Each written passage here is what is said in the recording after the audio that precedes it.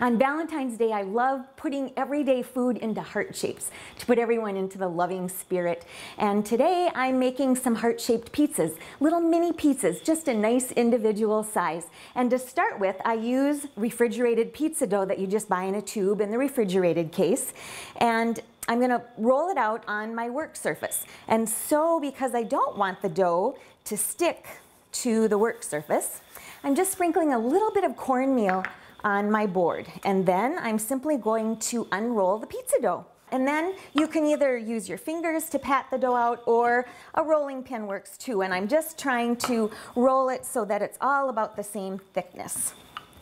And I've got my heart-shaped cookie cutters all out, ready to go, and I'm going to use kind of a medium-sized heart-shaped for this.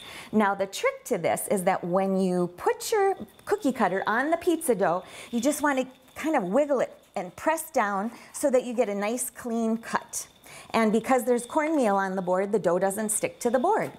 And usually with this size cookie cutter, I get about 8 little mini pizzas from one roll of pizza dough. I've got my oven preheating to 350 degrees. And I'll just show you, I'm not going to cut all of these out, but at the end you'll have some little scraps. And then I like to use my small cookie cutters and cut out some little heart shapes that I just brushed with a little butter and some cinnamon and sugar and bake them that way. They're a fun little sweet treat.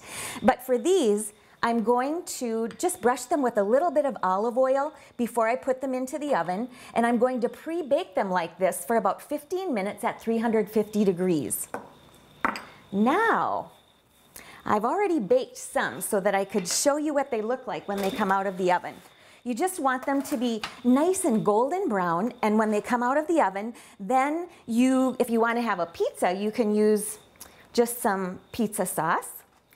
And then I've got some pizza cheese that I'll sprinkle over the top. But if you want to serve these for breakfast, it's really fun to put a little bit of salsa on each of the little pizzas and a little bit of scrambled eggs and then some cheese.